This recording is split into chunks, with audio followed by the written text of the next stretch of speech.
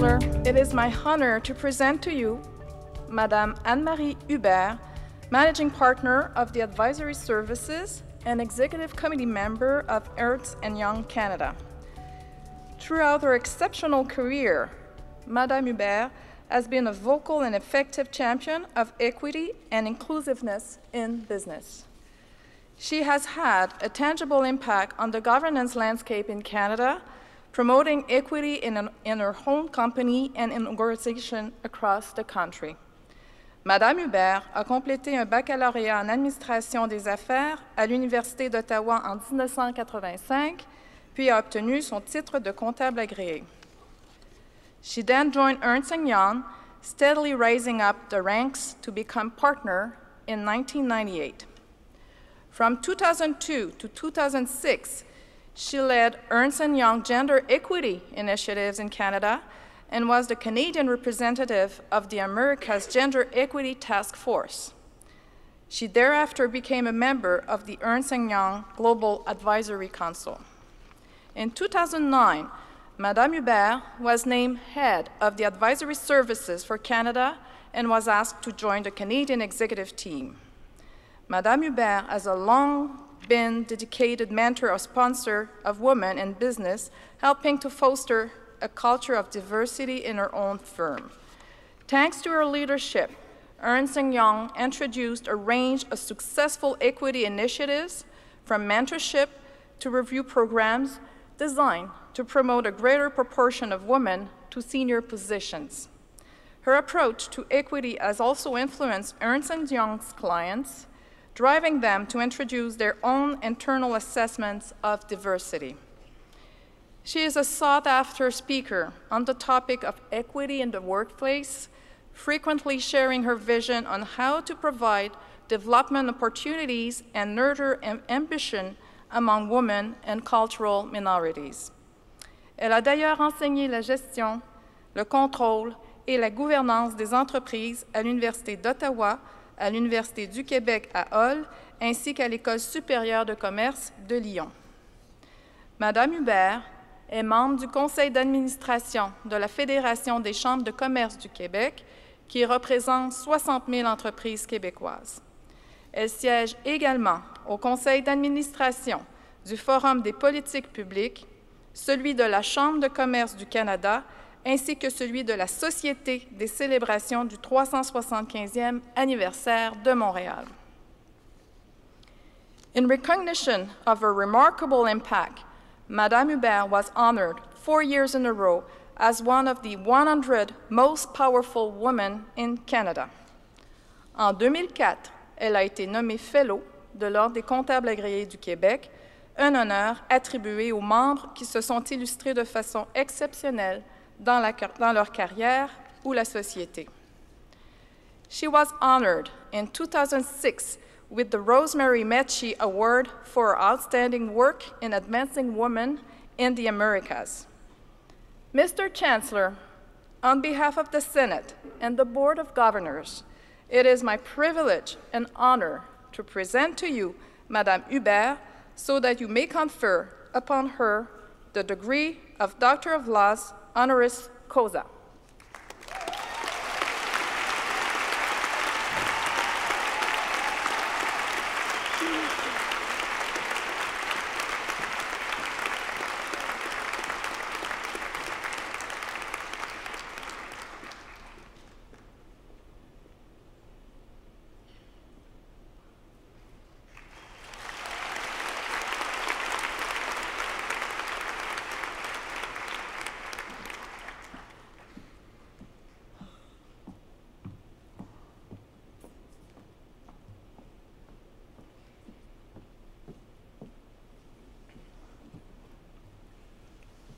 I'd like to invite Dr. Hubert to give us her remarks.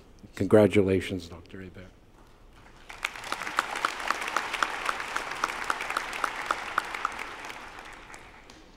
Mr. Chancellor, Monsieur le Président du Conseil d'administration, Mr. President and Vice Chancellor, invité d'honneur, graduating class, and your family and friends, We're coming together today to celebrate the 2015 graduates of Concordia. This doctorate degree is an extraordinary honor bestowed upon me today. Thank you from the bottom of my heart to Concordia for this recognition. It's a great privilege for me to celebrate the doctorate degree with the graduating class of Joan Molson School of Business. We're here to celebrate your accomplishments, the recognition of your efforts to become university graduates. This is a big milestone in your lives. Some of you chose to do post-secondary education to follow your passion. Some of you did it to please your parents, or for many other reasons. It does not matter why you did it. What is more important as you enter the workforce is for all of you to realize how privileged you are to have education, to have high-quality education. It's equally important for you to understand that not all of our friends, co-workers, your future employees have the same privilege. The fact is that many Canadian citizens did not have your chance, and they do not have the basic skills required to fully participate in society, to achieve their goals, and to develop their knowledge and potential.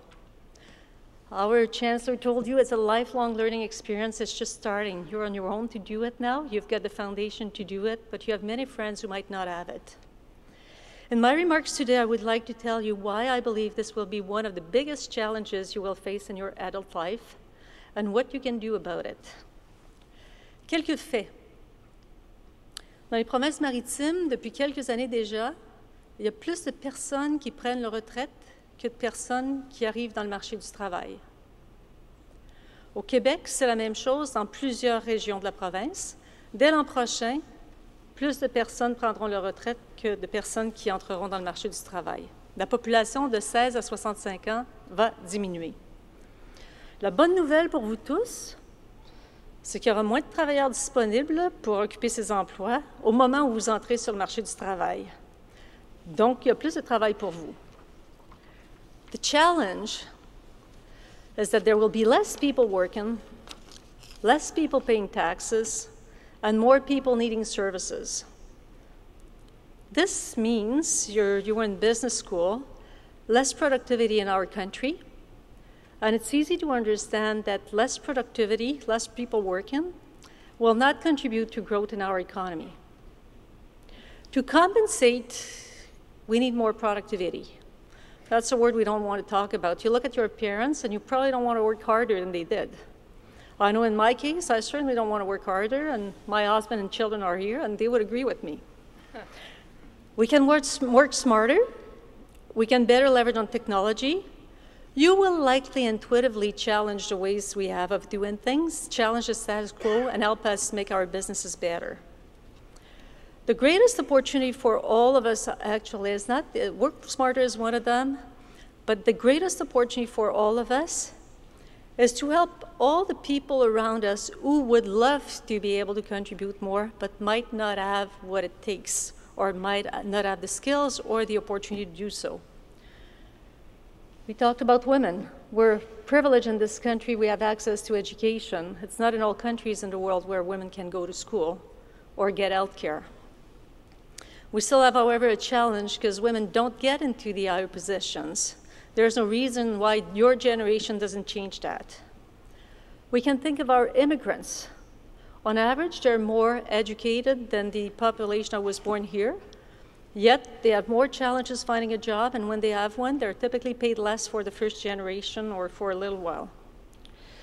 We can think of our First Nations, who have not had the desire or the opportunity to achieve the same level of higher education as you did. We can think of people with mental health issues, handicapped people. We're privileged in this country. We finally, in most organizations, provide equal chances to people with different sexual orientations, but it's not always been the case, and it's not the case in every country. The vast majority, the really big thing, however, that I want you to reflect on is the elephant in the room that we don't talk about. La très grande proportion de personnes qui n'ont pas les compétences de base pour comprendre, évaluer, utiliser et s'approprier des textes écrits pour participer à la société, réaliser leurs objectifs, développer leurs connaissances et leur potentiel. Canada participated in the OECD Program for International Assessment of Adult Competencies. You're part of that population. The program provides international comparable measures of 3 skills that are essential to process information: literacy, numeracy, problem solving in technology risk environments. Literacy is the foundation. If you don't understand text, hard to do the math problems, hard to use a computer. So that's what you need to really understand, evaluate, use, and engage in the text to participate in society. If we look at the Canadian population, 16 to 65 years old, conclusions are sad. Like most OECD countries who participate in this study, we have a low population with that's illiterate. Only 4% of our population. It's still too high. They assess the skills on a 5-level scale. Level 1, people can read, but not well enough to function normally. They can put their name in a box if you ask the name or their address, but reading a text is a challenge. 13% of our population falls in level 1. In level 2, 32%. These are people who can read a text, but their level of comprehension of written information is not good enough to develop themselves to fully contribute to our society or to achievement of their goals. What I just said, 4, 13, 32, you're in business school, 49%, almost half of our population doesn't have those basic skills to be able to continue to learn, continue to contribute in our society. We're not that dissimilar to UK. We're better in UK, US, and Germany, actually. It's most advanced economies. We often think of that in emerging economies, but it's right here. Jacques Demers, former coach of the Montreal Canadiens, who brought us a Stanley Cup, and then senator, had a lot of courage to admit that he was functionally literate at level 1. He could read small words, fill in the forms, but he could not read a text. Most people would do all they can to compensate and hide that. They want to hide their situation. Not talking about it, not trying to improve one's situation is catastrophic. For individuals in their personal lives and at work, for our society, that requires more skilled workers, and also citizens will adapt to their environment. We live in a technology-rich and global economy. These individuals with low literacy level are more likely to be replaced by technology or by people that cost less in other countries in order to compete. This is happening in most advanced economies. OECD, again, released a study 2 weeks ago saying that 40% in the population in advanced economies did not benefit in the growth in the economy in the last 10 years. 45%, 49%, 40%, it's likely the same proportion of the population that's really impacted. There's a strong correlation between low literacy levels and ability to keep or find employment. As you enter the work environment, you'll be eventually making decisions that will be difficult to enable your employer or your own business to compete. Let me tell you, letting someone go is probably the hardest decision you will have to face in your career. You'll lose sleep over it, but you'll know that if you want to keep all the other jobs for all the other people, you have no choice. So you'll do what you have to do. However, there's different ways to do it, and there's different ways of thinking when you enter the workforce to give them a chance to fall back on their feet when you replace them. My challenge for all of you today, I have a few of them. First, enjoy every moment of your day. It's your graduation. You'll remember this forever.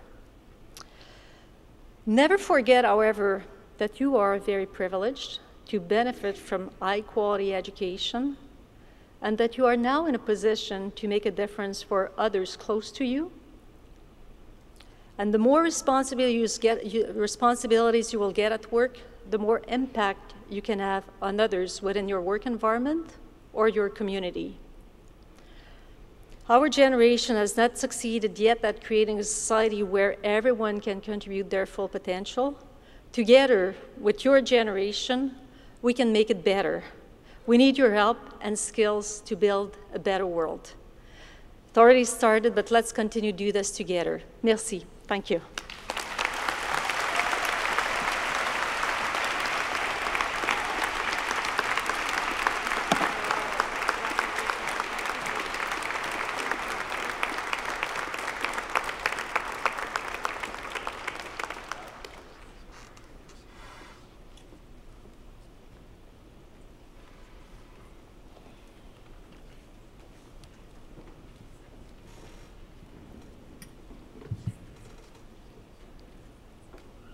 Merci, Dr. Hubert. I think we truly are privileged. We were privileged to hear your remarks, which were most illuminating and very informative. Thank you so much.